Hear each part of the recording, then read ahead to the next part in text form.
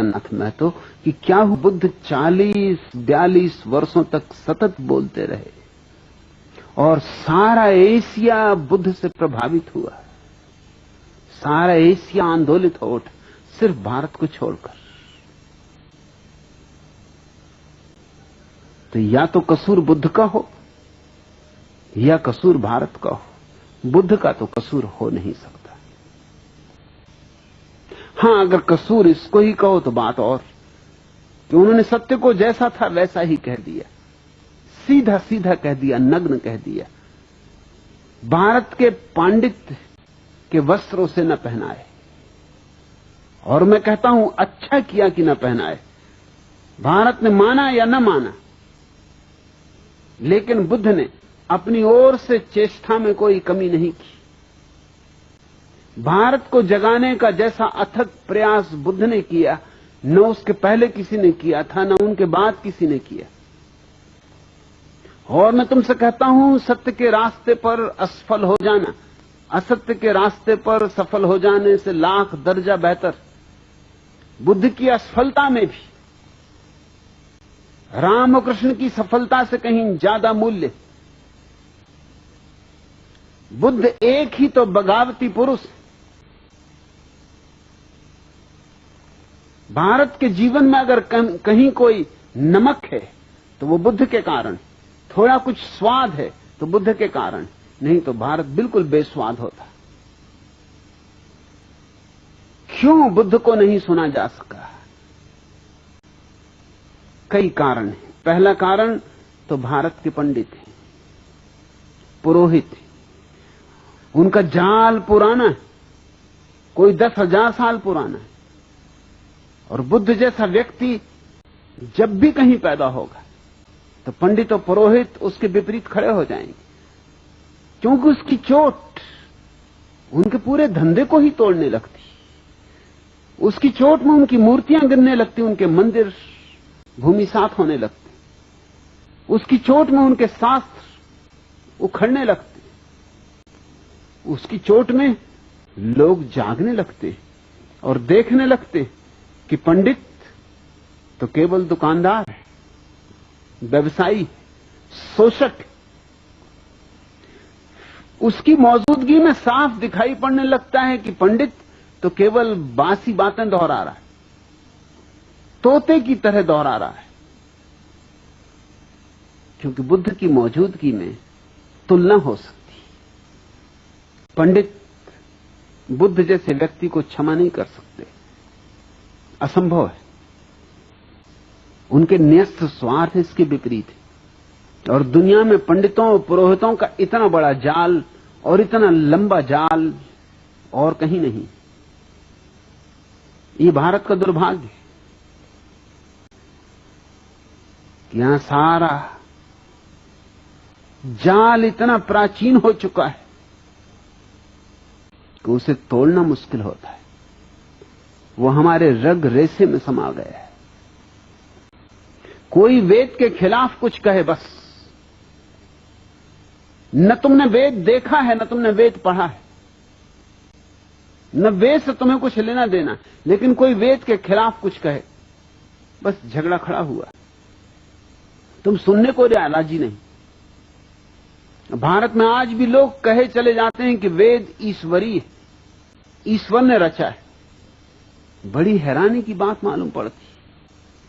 पढ़े लिखे लोग, सुशिक्षित लोग, विश्वविद्यालयों में पढ़ाने वाले लोग भी यही मूर्खतापूर्ण बात कहते हैं कि वेद ईश्वर ने रचा है। और जरा वेद को कहीं से भी तो उलट कर देख लो तो तुम्हें साफ हो जाएगा कि ये बातें ईश्वर ने कैसी रची होंगी। हर वेद की ऋचाओं का जो अध्याय है उसके पहले ही ऋषि का नाम दिया हुआ है कि किस ऋषि के ये सूत्र हैं। और उन सूत्रों से जाहिर होता है कि वो मनुष्यों के रचे हुए। कोई ब्राह्मण कह रहा है कि इस साल हे इंद्र देवता मेरे खेत में अच्छी तरह वर्षा करना, मैं खूब दान दक्षिणा दूंगा, यज्ञ करूंगा, तुम्हें खूब सोमरस पिलाऊंगा। अब जरा सोचो, क्या ये भगवान लिखेगा? भगवान का खेत। और मेरे खेत में वर्षा ठीक से कर देना, ये तो किसी आदमी की ही बात हो सकती है। ये तो इतनी साफ है कि किसी बच्चे को भी समझाने की जरूरत नहीं। और मामला यहीं खत्म नहीं होता। मेरे खेत में ज्यादा वर्षा करना और पड़ोसी के खेत में वर्षा हो ही ना, तो चढ़ोतरी खूब चढ़ाऊंगा। ये तो और भी बात बिगड़ गई। ये तो मानवीय भी ना रही, अमानवीय हो गई। और मेरी गऊओं के थन में दूध बढ़ जाए और पड़ोसी की गऊओं के थन का दूध बिल्कुल सूख ही जाए, ये ईश्वर कहेगा? ईश्वर का कौन पड़ोसी? सब गऊएं उसकी, सबे भूमि गोपाल की, सारी भूमि उसकी। कौन सी मेरी और कौन सी तेरी? वहां भी मेरा तेरा चल रहा है। तो बुद्ध ने यही कहा कि वेद कोई ईश्वरी शास्त्र नहीं है, कोई शास्त्र ईश्वरी नहीं, सब शास्त्र आदमियों ने रचे। और आदमियों में कई तरह के आदमी, कुछ तो आरिफों ने रचे हैं जिन्होंने जाना शायद वहां कुछ सत्य की दूर की ध्वनि सुनाई भी पड़ जाए, मगर ये गऊओं के थनों में दूध बढ़ जाए इसकी प्रार्थना करने वाले लोग आरिफ नहीं हो सकते। ये मेरे खेत में ज्यादा वर्षा हो जाए और पड़ोसी के खेत में ज्यादा वर्षा ना हो, ये आरिफ नहीं हो सकते। बुल्ले शाह ऐसी प्रार्थना नहीं कर सकता, कबीर ऐसी प्रार्थना नहीं कर सकते, बुद्ध ऐसी प्रार्थना नहीं कर सकते। बुद्ध ने तो अपने शिष्यों को कहा कि तुम जब ध्यान करो और ध्यान में जब तुम आनंदित हो उठो, तो ध्यान की पूर्णाहुति हमेशा इस बात से करना कि मेरे ध्यान से जो भी आनंद मुझे मिला है समस्त प्राणियों में बढ़ जाए, समस्त प्राणियों में बेशर्त बढ़ जाए, मेरा ही न रह जाए। क्योंकि जो मेरा रहेगा तो मर जाएगा और जो सब में बढ़ गया तो बच जाएगा। बांटने से बढ़ता है, रोकने से घटता है। एक आदमी ने बुद्ध से जाके कहा था कि आप कहते हैं तो करूंगा, इतनी भर आज्ञा चाहता हूं कि मेरा जो पड़ोसी बहुत दुष्ट, उसको छोड़ के मैं कह सकता हूं कि सबको मिल जाए। मुझे जो आनंद मिल रहा है ध्यान से, पड़ोसी को छोड़ के सारे जगत को मिल जाए, पशुओं को, पक्षियों को, पौधों को, पहाड़ों को, जिसको कहो, मगर ये मुझसे ना हो सकेगा कि इस दुष्ट को मिल जाए। इसको भर छोड़ने की आज्ञा दे दें। बुद्ध ने कहा उसके छोड़ने में ही सब गड़बड़ हो जाएगी, क्योंकि मैं वही मन तो बदलना चाहता हूं जो दोस्ती और दुश्मनी की भाषा में सोचता है, जो अपने और पराये की भाषा में सोचता है, जो मैं और तू के भेद में सोचता है। उस पड़ोसी को तो पहले मिले, फिर और सबको मिले, ऐसा तू ध्यान करना। ध्यान जब आए और आनंद जगे तो कहना पहले मेरे पड़ोसी को मिल जाए और फिर सबको। पड़ोसी को पहले मिलनी चाहिए, पड़ोसी है, तेरे से आनंद की धारा बहेगी तो पहले तो उसी को छुएगी, फिर औरों को छुएगी, फिर दूर चांद तारों को छुएगी। और तू कहता पड़ोसी को ही ना मिले, तो फिर धारा बहेगी ही कैसे? यहीं अड़चन आ जाएगी, यहीं पत्थर पड़ जाएगा। वेद ने जो कुछ कहा है वो आदमी की कामनाएं हैं, आदमी की वासनाएं। बुद्ध ने कहा कि वेद मनुष्य कृत है, और वो भी बहुत साधारण मनुष्यों द्वारा निर्मित है, जिनकी कोई महत्वपूर्ण बातें भी नहीं। कहीं कभार भूल चूक से कोई वेद में सूत्र मिल जाता है जो प्रशंसा के योग्य है, 1%, इससे ज्यादा नहीं। 99% तो कूड़ा कचरा है। इस बात को सुनते ही पंडित नाराज हो गए, और पंडितों का पूरा जो आयोजन था सारे जगत को ग्रसित किए हुए, उसने बुद्ध के खिलाफ जिहाद छेड़ दी। इसलिए बुद्ध को सुना नहीं जा सका, शायद मुझे भी नहीं सुना जा सकेगा। कोशिश करूंगा, कोशिश कर रहा हूं, मगर मुझे इसकी बहुत फिक्र भी नहीं, और बुद्ध को भी इसकी बहुत फिक्र थी, ऐसा मत मानना। जो सुन सकते हैं वो सुन लेंगे, जिनके काम का है उन्हें मिल जाएगा, जिनके पास थोड़ी बुद्धिमत्ता है वे पी लेंगे। और बुद्धुओं के लिए क्या किया जा सकता है? फिर वो भारतीय हो या गैर भारतीय हो, बुद्धू तो बुद्धू।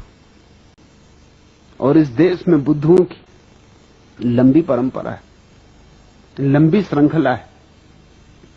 भारत जैसे मरना ही भूल गया है, और चूंकि मरना भूल गया इसलिए लाशें रह गई। मरना भूल गया इसलिए पुनरुज्जीवित होना भी भूल गया। बूढ़ों को मरना चाहिए ताकि बच्चे जी सकें। इस देश में बूढ़े जिंदा हैं, इसलिए बच्चे तो पैदा ही नहीं हो पाते, या होते हैं तो बूढ़े ही पैदा होते। फिर भारत कहने को आस्तिक है, लेकिन वस्तुतः आस्तिक नहीं, नास्तिक है। क्योंकि तुम्हारा सारा धर्म नकार पर खड़ा है। यह छोड़ो, यह छोड़ो, यह छोड़ो, यह नकार है। संसार असत्य है, माया है, छोड़ो। घर गृहस्थी माया है, छोड़ो, भागो। ये जो भगोड़ापन है ये नकार है, और जहां नकार है वहां नास्तिकता है। तो हमारी आस्तिकता ऊपर से ओढ़ी हुई राम नाम चदरिया है, भीतर कुछ और चल रहा है, बाहर हम कुछ और ओढ़े बैठे हुए।